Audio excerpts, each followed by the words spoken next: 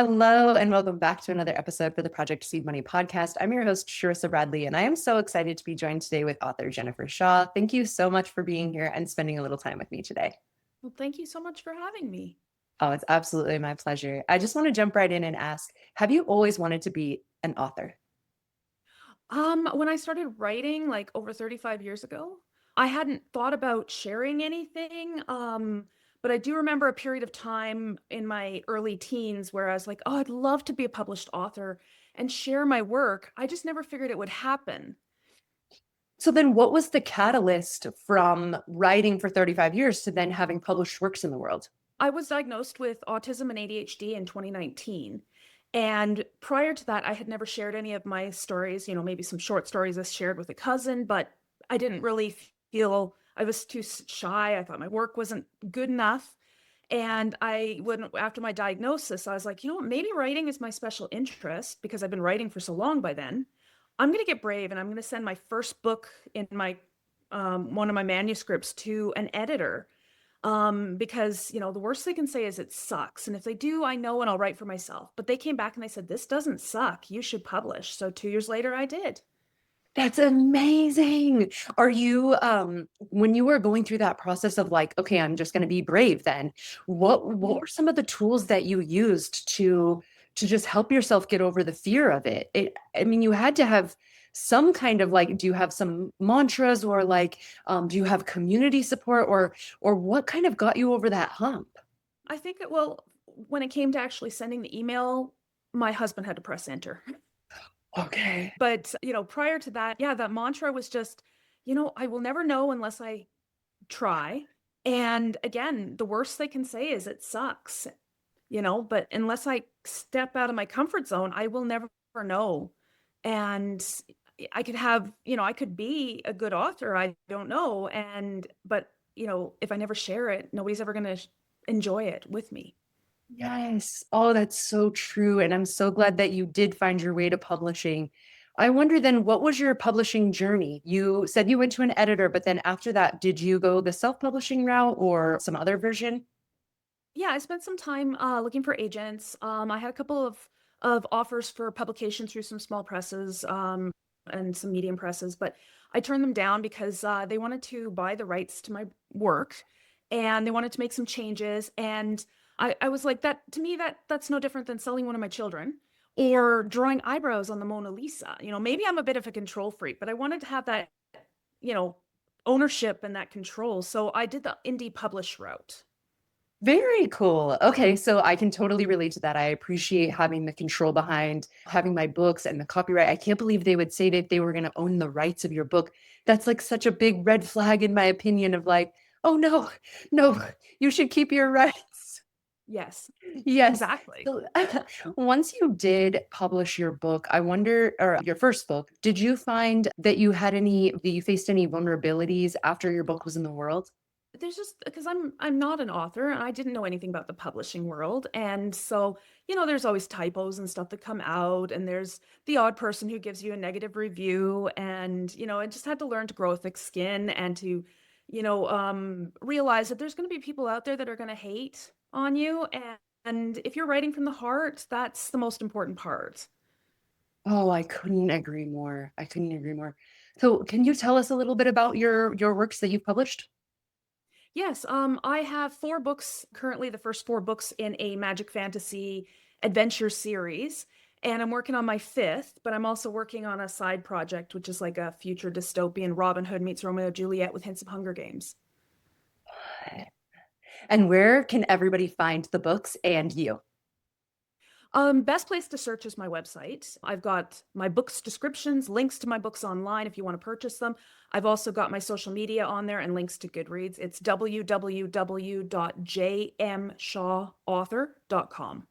Oh, that's amazing. And I just have one more question for you. I wonder if you can tell us just a little bit of advice for female authors who are on the fence and they're maybe in that spot that you were in 2019 when it was like time to get brave. And I wonder if you can encourage them a little bit. Yeah, just if you don't try and you don't step out of your comfort zone, you're gonna never gonna know what you can achieve. It's safe to be on that fence, but that's not where we were designed to stay. And courage, like a quote that I really like, and I don't know exactly where it came from, but courage isn't the absence of fear, it's being afraid and doing it anyway. Also too, for those people that do go into, or they have published and maybe they're discouraged because they don't sell a lot of books in the beginning. It's a marathon. It's not a race.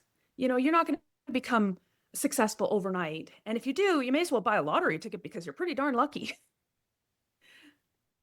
Oh, I couldn't agree more. And it is a marathon. I love the way that you said that because I think that when we write the book, we think, oh, we're now done with the hard part, or we've now done the part of like writing the book. But often you'll hear from experienced, seasoned writers that the journey really starts after the book has been published. Yes, exactly. And being a stay-at-home mom and not knowing about the industry and choosing self-publishing, I had to learn how to market myself. And the first thing I did is the word marketing is terrifying. I have no idea what it means or what's required. So the first thing I did, and this is just how my brain works, is I took that word away and I replaced it with showing the world I exist because it puts me in the right frame of mind. But I think that's such good advice because truly it is so overwhelming. And if you hire somebody to do marketing for you, it's a lot of like words and thoughts and things that never really like equate to anything that makes any sense. So I love the way that you're putting it. I'm just showing people that I exist. And I think that that is so beautiful. Did you have any other, did you find any other support? Because like you said, you didn't know these things when you first started. So where did you go for an education for these things? I'm not formally educated in English. I've always been a good storyteller, but my mom used to say I could never write myself out of a paper bag. So I've spent a lot of time learning from my editors. Like they are amazing. I don't know, they can change one word in a sentence and it completely changes the meaning of the sentence. And I'm constantly like, show me your magic. How did you do that? So I've had a lot of really good editors. I've also learned a lot about publishing just from reaching out to other authors. We are not scary. We are not, standoffish. A lot of times, we don't go out in the world, not because we don't want to see the world, but because it's scary. We'd rather sit in a room with our hot drink in one hand and our keyboard on our lap, you know. Yes, I couldn't agree more. I love that you did end up learning from your editors. Where did you go to find those professionals? Did you have personal relationships with them before, or were you kind of like cold calling, looking for people? So I went through a few different editors. They each taught me something good. A lot of them were word of mouth.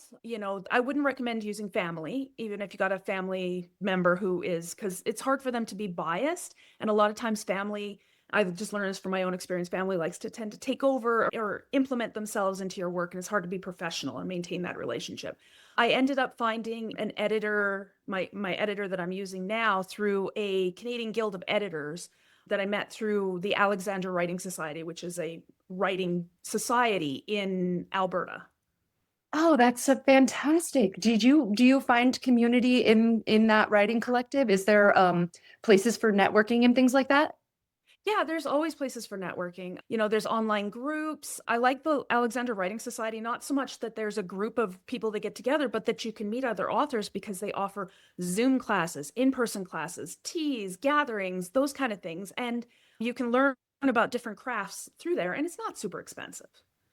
That's fantastic. Okay, I will make sure to have the links to your website, your books, as well as this writing guild, because that sounds like it might be a very good asset for people who are in that area. Thank you so much for sharing that. And thank you Yeah. so much for spending a little time with me today. I really appreciate it. Oh, absolutely. Thank you so much for having me. It's It's fun. my Who pleasure. doesn't want to talk about their passions? Right. Thank you so much for joining me on another episode for Project Seed Money. Please don't forget to like and subscribe. It really helps the channel. And I will see you with another interview next week. Bye.